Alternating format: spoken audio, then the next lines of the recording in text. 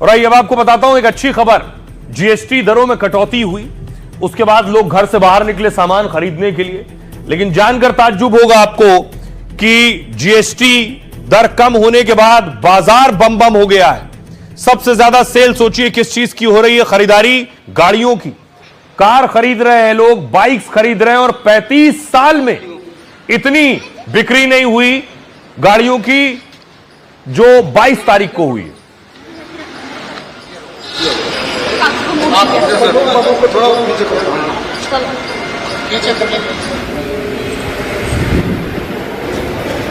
घट गए भाई, दाम घट गए।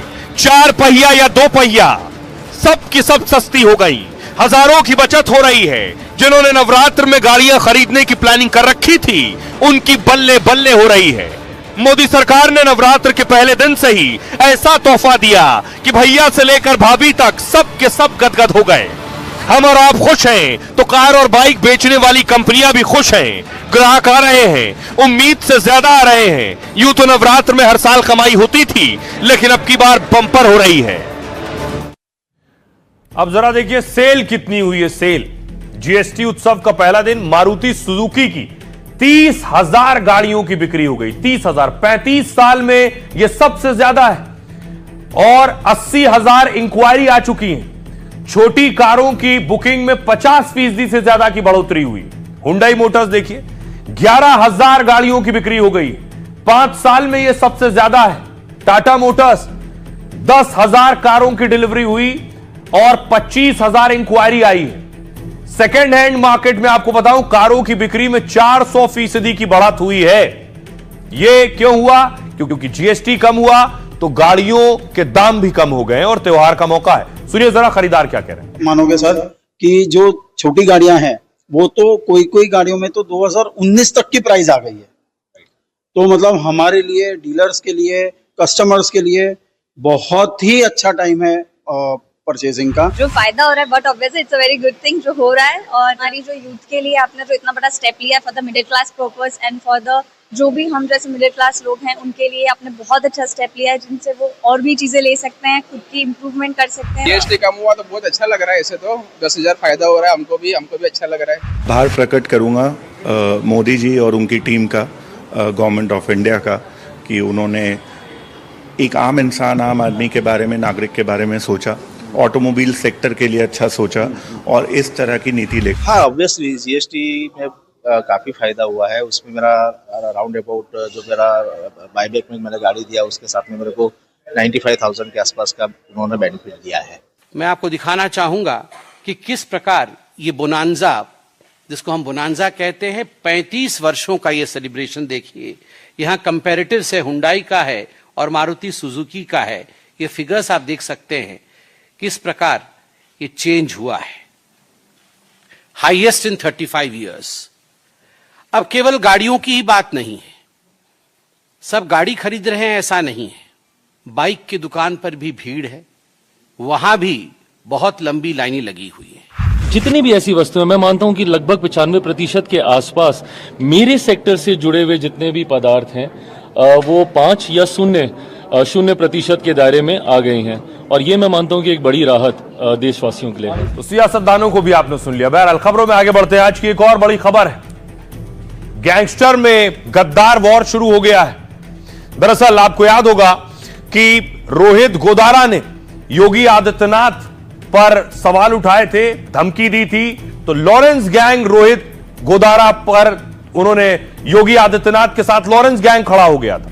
अब लॉरेंस गैंग पर रोहित गोदारा ने हमला किया है। अगली तस्वीर मैं आपको दिखाऊं, अगर आपको याद हो तो ये जो तस्वीर है, ये दिशा पाटनी के घर हमला हुआ था। तब लॉरेंस गैंग ने रोहित को घेरा था। अगली तस्वीर देखिए जरा। इससे पहले सलमान खान के घर फायरिंग हुई थी।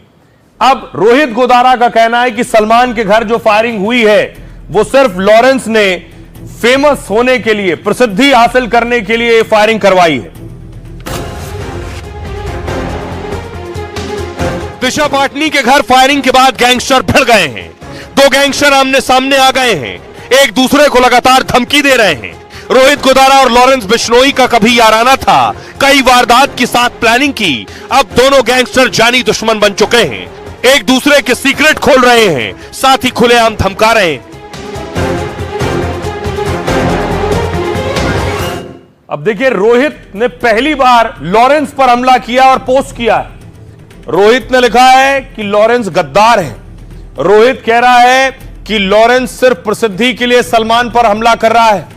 एक दूसरे पर दोनों गैंगस्टर हमलावर हैं। आइए आपको बताऊं रोहित क्या हमला कर रहा है लॉरेंस पर और लॉरेंस क्या हमला कर रहा है रोहित पर। रोहित गोदारा ने लॉरेंस बिश्नोई को गद्दार कहा है। इससे बड़ा चोर और गद्दार तो पूरे विश्व में नहीं है। अमेरिकी एजेंसी से सांठगांठ का आरोप लगाया लॉरेंस पर। देश की खुफिया जानकारी लीक करने का आरोप लगाया। किसी एजेंसी ने इस दावे की पुष्टि नहीं की। सोशल मीडिया पोस्ट में लॉरेंस पर चुन चुनकर निशाना साधा है। लॉरेंस को सनातन धर्म का कोई अर्थ नहीं पता है कहा। लॉरेंस के 9 दिन के व्रत को धार्मिक दिखावा बताया। कहा भाई अनमोल को बचाने के लिए यह अमेरिकी एजेंसी से इसने हाथ मिला लिया है। अब देश की खुफिया जानकारी उन्हें देता है। ये सलमान को मारकर फेम हासिल करना चाहता है। इसके पीछे कोई धार्मिक या वैचारिक कारण नहीं है, क्योंकि लॉरेंस कहते हैं कि काला हिरण मामले की वजह से सलमान को टारगेट करते हैं। लॉरेंस गैंग की ओर से हरी बॉक्सर ने पोस्ट किया था गोदारा के खिलाफ। इसमें रोहित गोदारा को नकली सनातनी कहा गया था। किसी गद्दार के ज्ञान की आवश्यकता नहीं है। अगर कोई सनातन धर्म पर सवाल उठाता है तो हर हिंदू उसका जवाब देना जानता है। हमारे ग्रुप के नाम पर युवाओं को बरगला रहा है। रोहित गोदारा को गैंग से निकाले जाने का दावा किया गया था। अब आपको बताऊं कि ये जितने गैंगस्टर हैं ये हैं कहां और कौन किसको बचा रहा है। देखिए, सबसे पहले गोल्डी बराड़ देखिए, इसने कनाडा की नागरिकता ले रखी है। वैसे अभी फिलहाल अमेरिका में है। लगातार अपनी लोकेशन बदलता रहता है ये। अगला नाम है रोहित गोदारा। ये भी अमेरिका में रह रहा था और वहां से ये पहुंच गया पुर्तगाल। लोकेशन ये भी लगातार बदलता रहता है। कनाडा और ब्रिटेन में भी आता जाता रहता है रोहित गोदारा। फर्जी पासपोर्ट के सहारे दुबई पहुंचा था। अगला नाम है अनमोल बिश्नोई। ये लॉरेंस का भाई है। अभी ये अमेरिका में रह रहा है और अभी कम एक्टिव है, कम सक्रिय है। पिछले साल अमेरिकी पुलिस ने इसे पकड़ा था। लॉरेंस बिश्नोई अहमदाबाद की साबरमती जेल में बंद है। ड्रग तस्करी समेत 79 मामले इस पर दर्ज हैं। तो गैंगस्टर्स आपस में भिड़े हुए हैं।